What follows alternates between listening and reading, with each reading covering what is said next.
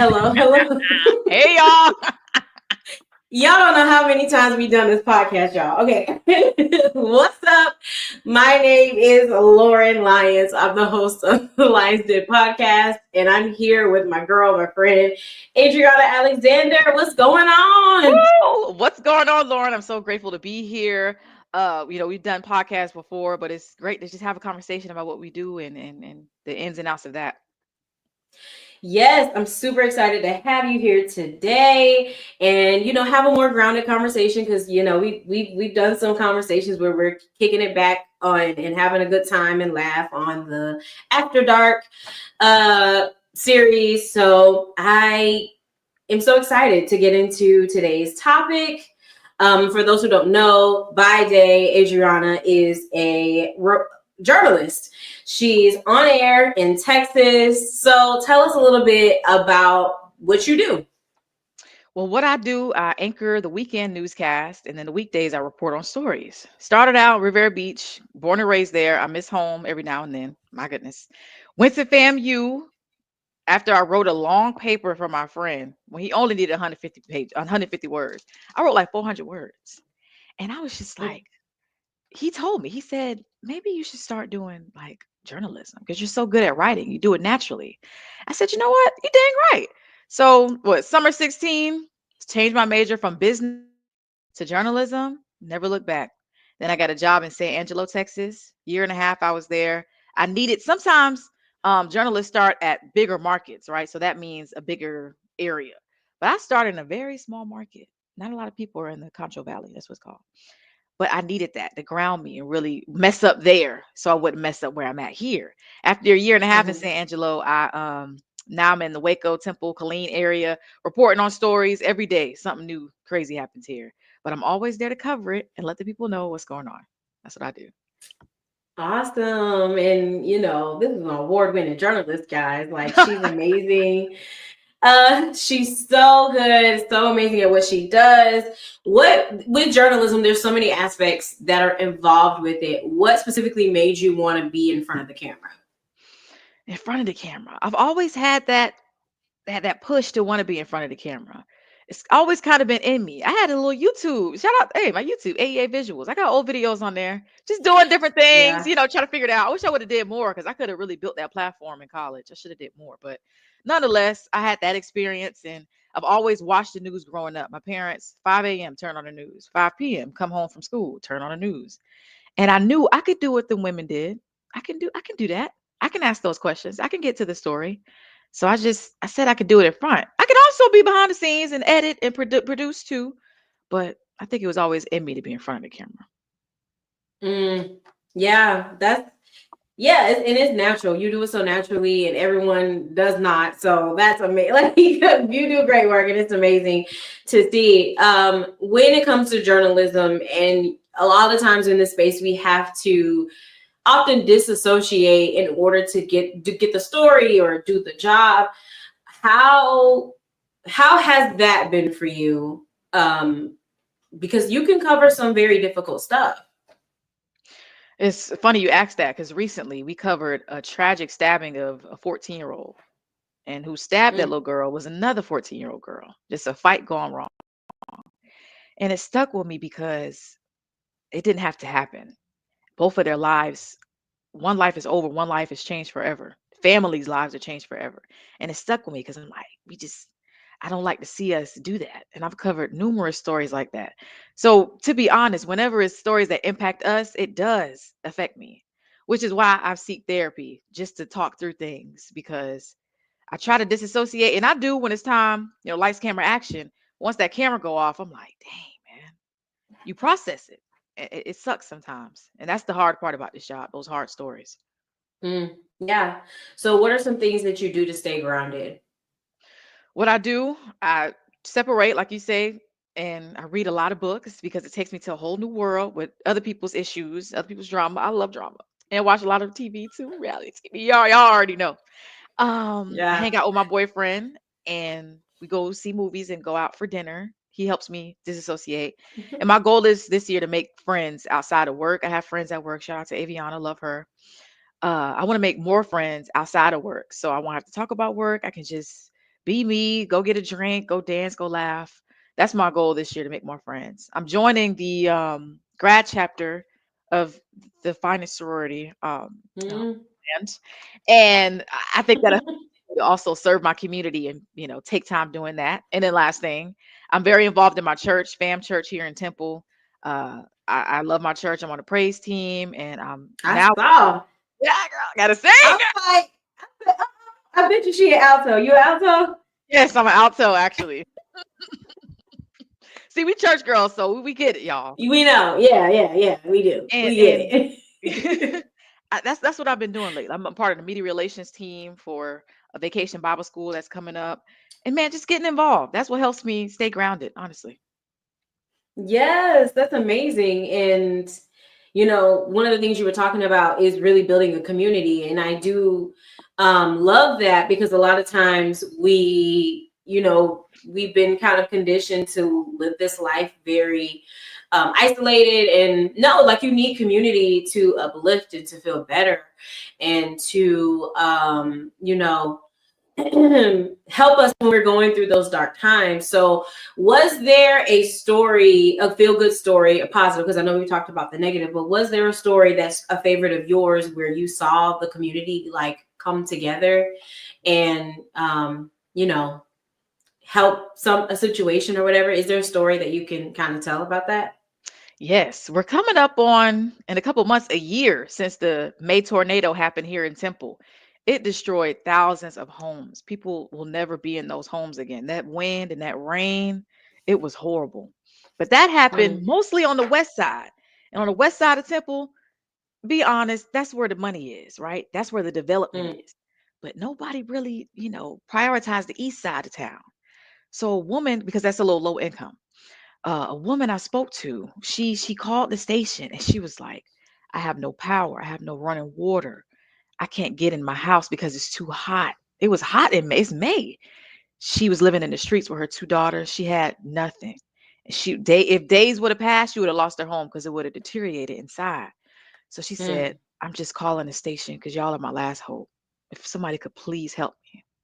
I pitched it to my news directors. I'm like, we gotta help her. I went out there, we took a tour of her house, and she was pleading on camera. I just need someone to turn my power on. I just need help. It makes me emotional even thinking about it. A day later, after her story aired, a power company came, a local one, to turn her power on.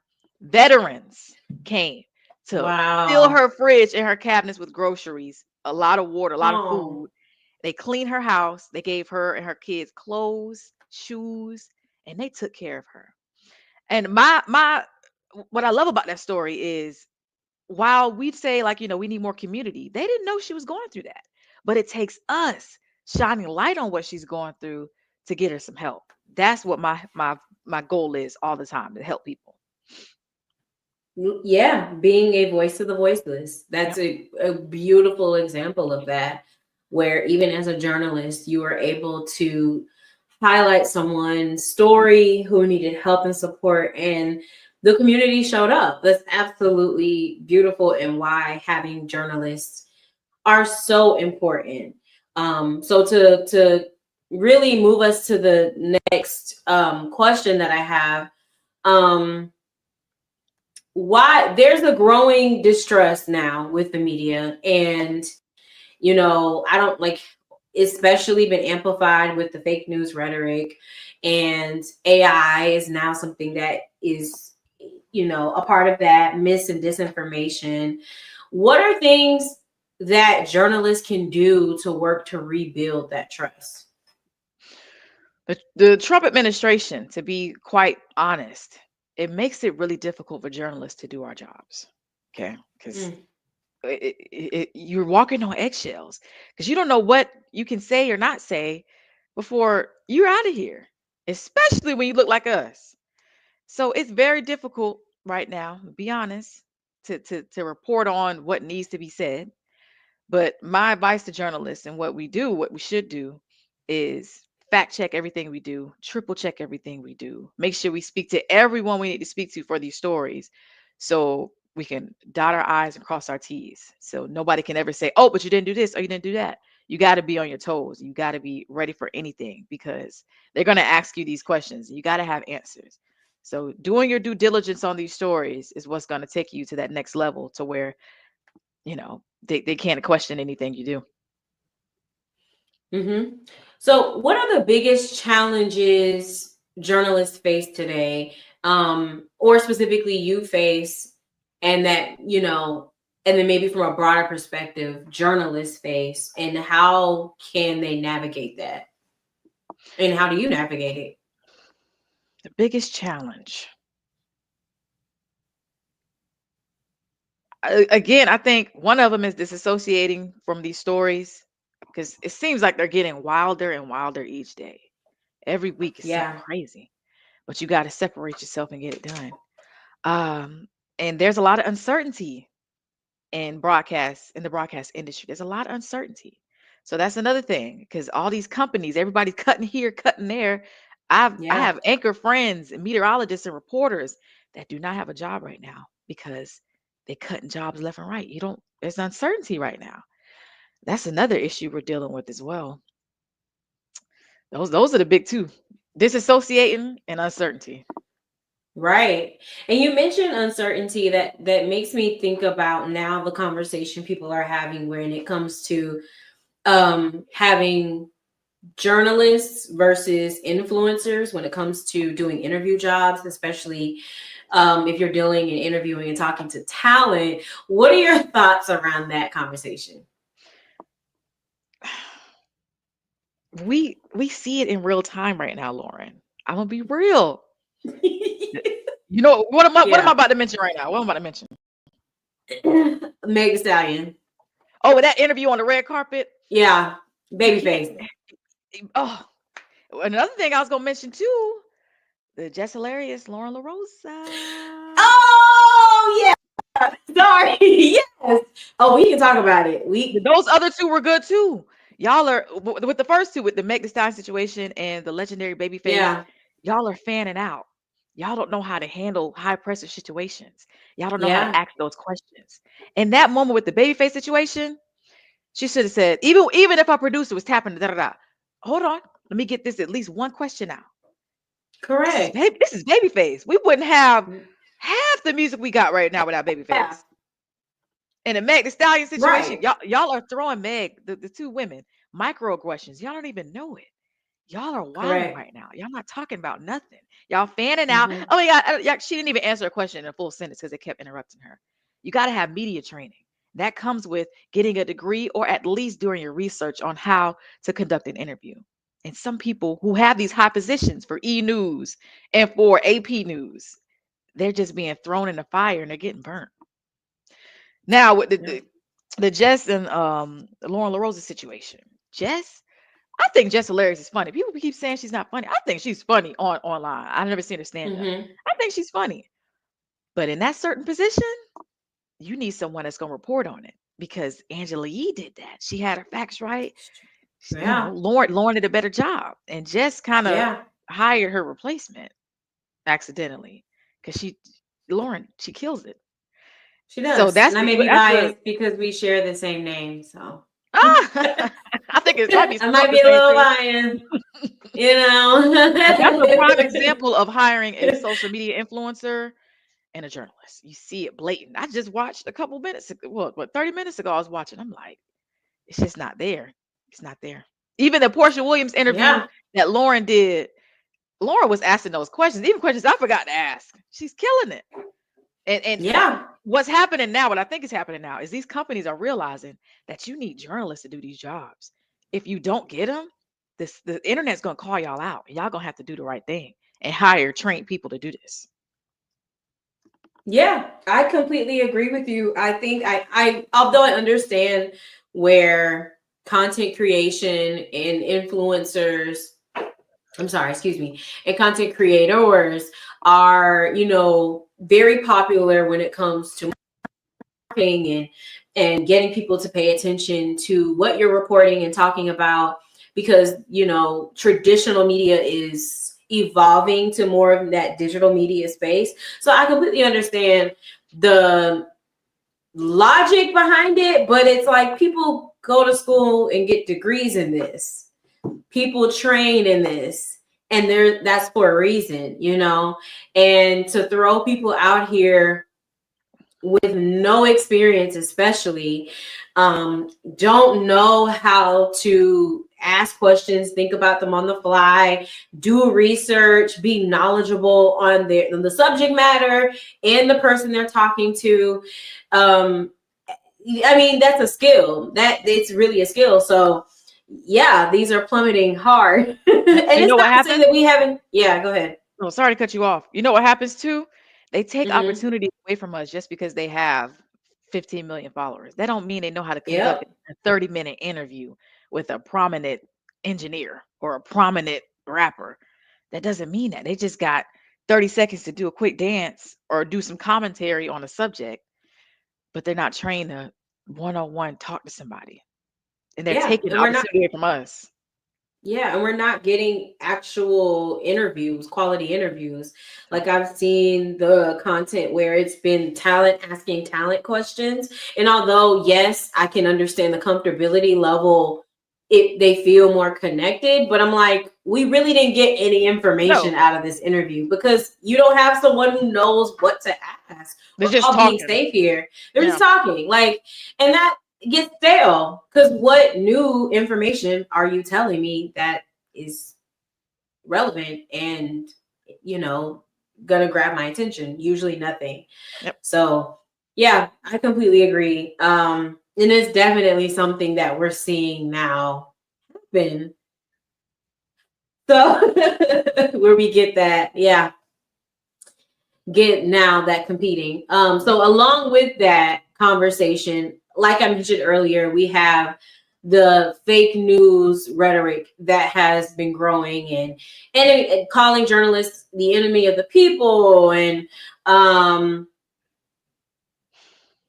pretty much creating an environment, or creating an environment where people see journalism as not being a legitimate um system, or place that, or group of people that we need to be the watchdogs, is what journalists are supposed to be. So how do you think that's impacted the field of journalism? With this administration again, it's difficult to do our jobs. And we're sometimes reluctant to ask those real questions because we don't want to be deemed as the anti this, anti that. We just want to do our jobs and ask those questions. You may not want me to ask, but I have to. It's my job. Some people get mad at journalists for asking hard questions. I'm Yeah. like, just like they were mad at Gail King for asking Meg if she had sexual relations with Tory. Of course she gonna ask that. Duh. Why y'all mad? Oh, she's prying into her personal business. She's a reporter. She's an interviewer. We're getting down to the nitty gritty. We have to ask those questions.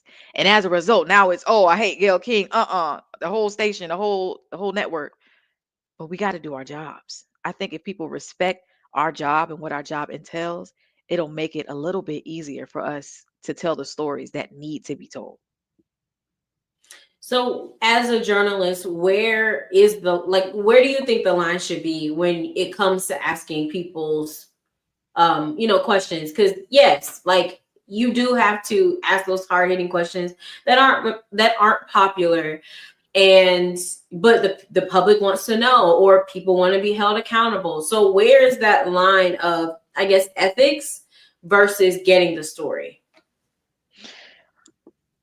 I think I'm gonna use an example, then I'm gonna answer. With the Gail King, when Okay. Kobe died, and she brought up that our case back in the early 2000s, I don't think Mm-hmm. that was ethical. I don't think that was ethical. He tragically passed away with his daughter and all those people on the helicopter, and you bringing that up. I don't think that was Mm-hmm. ethical. There is a time and a place to ask these questions and those pressing questions.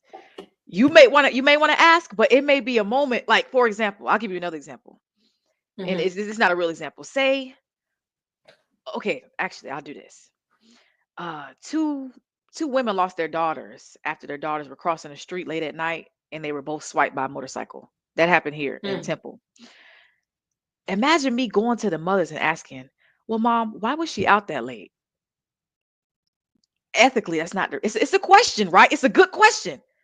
But Right. maybe in that moment, it wasn't the right question to ask. I asked her that question months later when we did the follow up. You got to know when and where to ask these questions, because otherwise, Mm, people gonna have a bad taste in their mouth about you because you're questioning their motherhood a day after. It was a day after my daughter just got swiped by a motorcycle, and you're gonna ask me why she was out that late. You got to know when yeah. and how to ask these questions because it could look really bad on you as a journalist and look like you lack empathy and sympathy for who you're speaking to. Yeah. So pretty much what you're saying is being sensitive Yeah. to that moment in, the situation. So and having compassion Yeah. as well, for people in what they're going through or their story, and allowing them to tell it and not bring judgment, and being appropriate with when you can kind of hold accountability. So, or ask the hard questions. So, okay, that makes sense. This is good. That makes sense. And she may even, the mom with the motorcycle situation, she may even bring it up. It might Hmm. be, I told her to go to the store for me. And then that happened. Instead of you asking, why was she out? It gives off different. Right. You can open up the space where she would say it, but not ask directly. So she'll feel like she Yeah. told you and you didn't ask. Yeah. Yeah. That's very true. So, and that's very interesting, to definitely think about it like that. And just again, I think goes back to our point where this is a skill. This, like, no one, any and everyone just can't walk in here Yeah. and know and have that natural instinct of, maybe I shouldn't ask this. Maybe, Yep. maybe I should, or maybe I need to reframe it, or Right. can I set this question up better to where they can just say that information, what I want them to say, or answer that question indirectly. So yeah, it's definitely not easy, and I That's a definitely skill. commend Yeah. you. Yeah, it's a skill. I definitely commend you. You're doing such a great job. Amazing work. I can't wait to see what's next for you. This was such a great conversation. Yeah. Yes, and yeah, you guys should definitely um keep up with what Adriana got going on, because Yes. she's doing her thing. She's definitely doing her thing. So thank you again so much for having this conversation with me, and really just talking about the state of journalism right now. Because there's a lot going on. It's a lot There's of a lot going uncertainty on. going on right Every now. day is a new Yeah, story out. It's just like sometimes I gotta it's turn it off and be overwhelming. like, all right, now not today. Yeah, so overwhelming. And I guess that's another thing too, as a journalist, where's the line even with that? Because I feel like, specifically when we talk about the Trump administration, there are things he's we know him to do and never change over the course of his time in office. Feels like forever. Where's the line of reporting need to know stuff versus just what did he do today that shocked us? Not even Like, just with Trump, but in general, yeah. my days off are Thursdays and Fridays, right? But it Hmm. seems like those days when the news is popping the most. I got called in last Friday because it was popping. Jesus. Yeah, it's like my goodness. But unless you call this phone right here, my personal phone, I'm not gonna hear about it or nothing. Like my work phone, I leave it in the bag until I go back to work on Saturday. You have to, Yeah. I know you want to be in the know. I know you want to know what's going on. But as a journalist, and a journalist watching, you gotta separate yourself. Whether you know it's happening or not, it's gonna happen.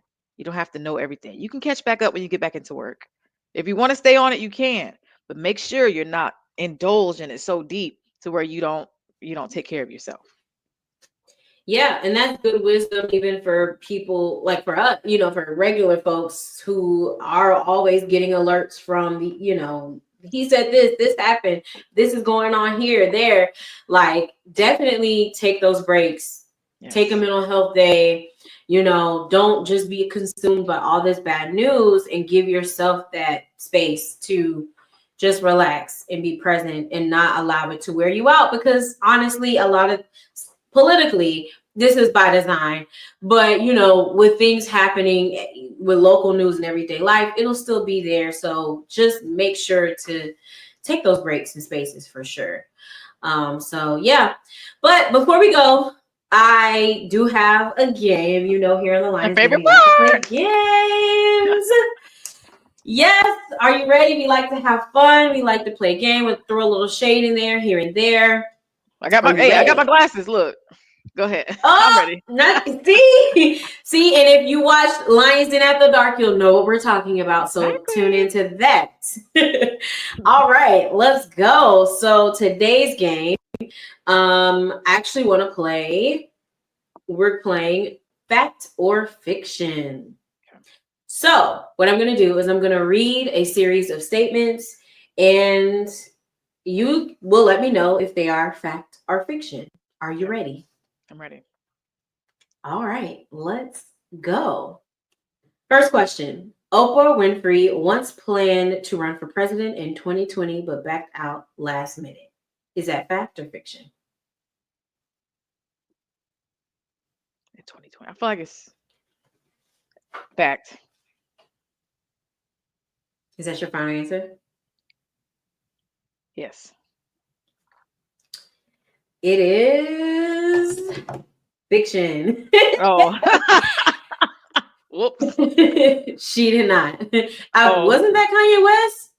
Was it? No, that wasn't Yeah. 2020 though. I think it was 2016. 2016. I feel Yeah. like I made up a Mhm. headline seeing that Oprah thing, and I just said fact. This is not true. Okay, next question.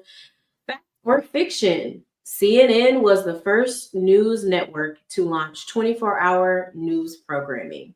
Is that That's fact or fact. fiction? That's fact. Okay, okay. It is, in fact, a fact. All right. Yes, she know her knowledge. So these next couple questions, because I know you love your reality TV, we're gonna hit some reality trivia. Let's Okay. go. So on Real Housewives of Atlanta, Portia Williams once thought the Underground Railroad was an actual train. Why would you do Is that to that her? fact or fiction? Y'all, she's not like that anymore. It's a fact. She said that. Okay. She's a boss now. She was dead wrong for that though. All that stuff your granddaddy did. Yeah, she should have never said that out of her mouth at all Woo. because it was like, girl, what? Okay, next one. When Candace Diller Bassett from Real Housewives of Potomac said her famous confessional line, not today, Satan, not today, neck, not today, ankles, we won't have it. She was referring to Mia. Is that fact or fiction? If she said ankles, it had to be Mia because she got them big feet. Or was it not? It might either it was Mia or I'm gonna say fiction. Okay, fiction, final answer? Yes. That is correct. She Oh was yeah. actually referring to Ashley. Oh, okay, Ashley. Yeah, I Why forgot is about he? that too. Yeah, why is Yeah, Ashley still on the show? Wow. Okay. yeah, exactly. You just forget about her all the time.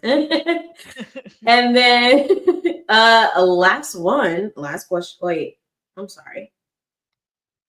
Yeah, last question. Okay.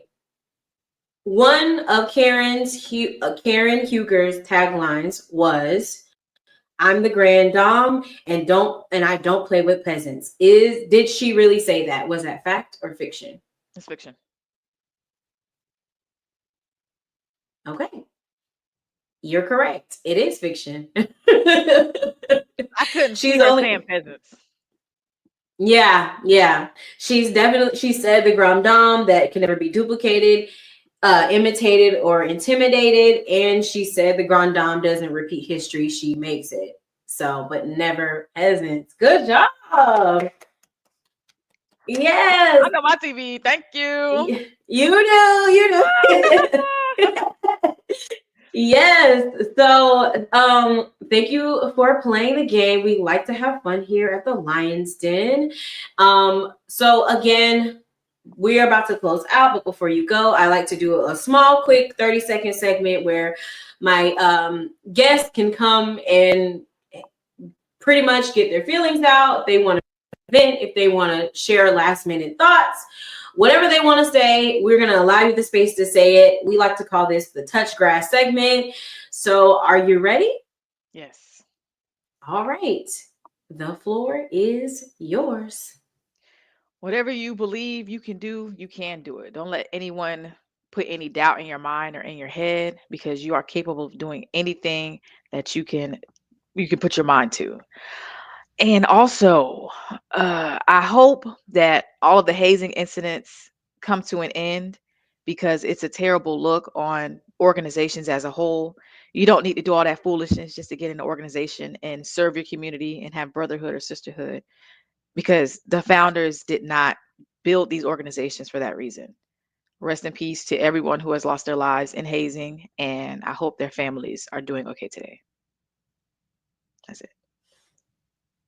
Thank you. Thank you so much. So those people that are violent, touch grass. All right. Thank you so much, Adriana, for joining me today. Where can people find you? You can find me on TikTok, because I need more followers on TikTok, but I got some Me views on there. too. Right? Yeah. Goodness. TikTok and Instagram, Adriana Reports, Adriana Reports. And I'll be posting on there all my new stuff internationally and locally too, and nationally. So follow me.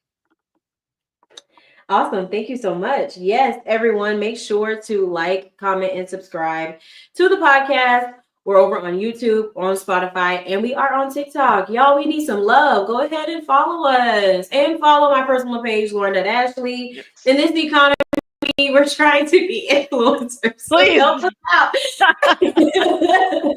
We'll be back with more episodes coming your way, as well as the Lions Den After Dark, where we will be covering some of your latest and hottest television shows. So definitely look out for that. And until next time, thank you guys for listening and watching today. Have a good one. Bye.